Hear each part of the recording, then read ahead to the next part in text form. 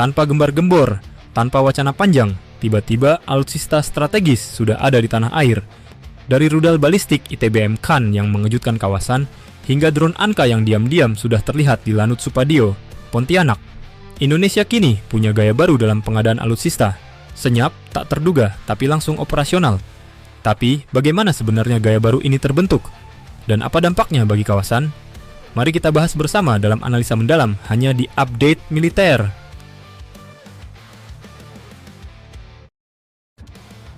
Sejarah negara akan. Indonesia bukanlah asing bagi ejekan negara akan. Sepanjang dekade 1990-an hingga awal 2010, setiap rencana pengadaan alutsista kerap menjadi bahan perbincangan, bahkan bahan canda dari negara tetangga. Contohnya, pengadaan kapal selam KRI Nagapasa Class. Proyek ini diumumkan berulang kali, namun realisasinya sering tertunda bertahun-tahun karena kendala anggaran dan teknologi. Hal yang sama terjadi pada rencana pembelian jet tempur dan kapal fregat yang sering digaungkan tapi tak kunjung tiba. Bagi dunia, Indonesia saat itu adalah negara yang selalu akan membeli, namun jarang mengeksekusi. Nama negara akan pun menempel sebagai simbol keraguan dan ketidakpastian. Namun, sejarah ini juga menjadi pelajaran berharga untuk transformasi gaya baru yang akan kita lihat berikutnya.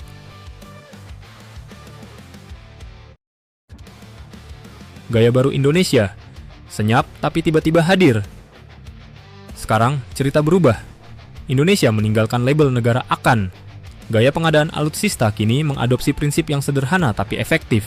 Senyap, strategis, dan tiba-tiba hadir. Beberapa contoh nyata memperlihatkan perubahan dramatis ini. Rudal balistik ITBM Khan. Tanpa pengumuman besar-besaran, rudal ini muncul di pangkalan strategis dekat IKN.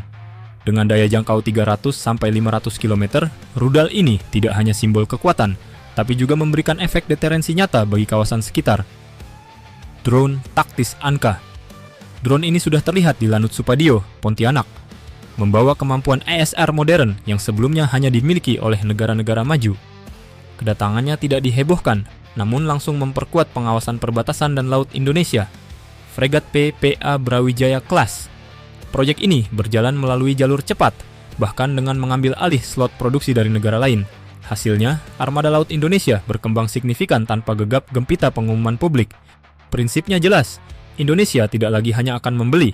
Alutsista tiba, siap pakai, dan dunia mulai menghitung ulang kemampuan militer kita.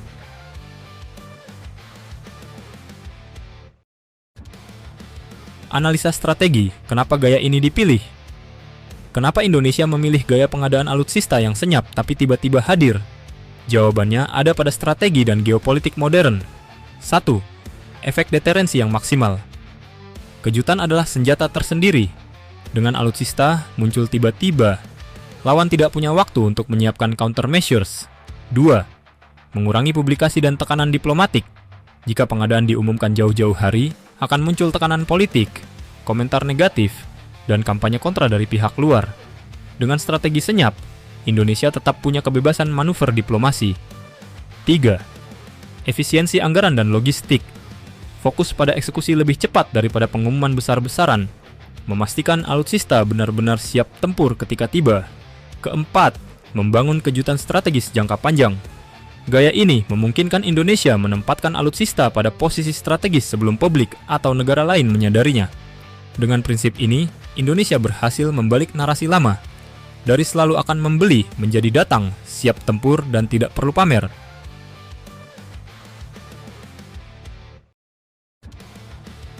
Fokus strategi senyap. Gaya senyap ini bukan sekadar soal kejutan, tapi bagian dari strategi besar Indonesia dalam menjaga kedaulatan. Ada beberapa alasan utama.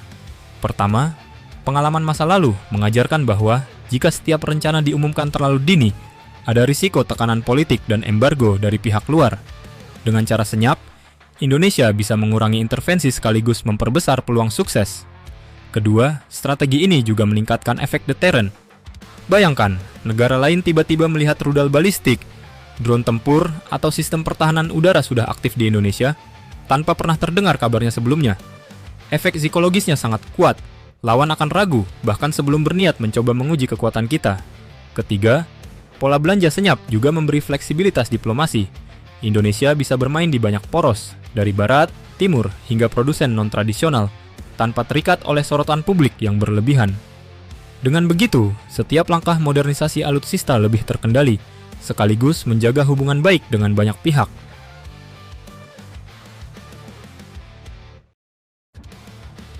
Dampak geopolitik dan regional. Perubahan gaya ini tidak hanya berpengaruh pada teknis militer, tetapi juga memiliki dampak besar terhadap geopolitik kawasan. Negara tetangga kini dipaksa menghitung ulang kalkulasi kekuatan mereka. Efek deterensi meningkat pesat, membuat lawan berpikir 2 kali sebelum menekan Indonesia. Diplomasi lebih kuat, karena posisi tawar Indonesia kini ditopang oleh kekuatan nyata di lapangan. Inilah inti dari gaya baru ini, senyap tapi mematikan, tanpa publikasi berlebihan. Alutsista yang hadir mampu mengubah peta kekuatan regional dan memberi efek kejut bagi siapapun yang meremehkan Indonesia. Dulu, Indonesia dikenal sebagai negara akan, selalu berencana membeli alutsista, tapi sering tertunda dan tak kunjung nyata. Kini, situasinya berbalik. Tanpa banyak bicara, tanpa gembar-gembor panjang, alutsista strategis muncul tiba-tiba.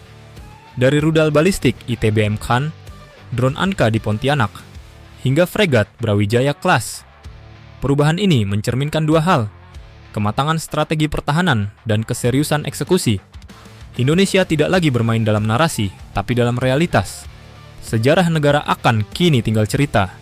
Yang berdiri di hadapan kita adalah Indonesia baru, negara yang mampu membeli, menghadirkan, dan mengoperasikan alutsista modern tepat waktu, tepat sasaran, dan tepat makna.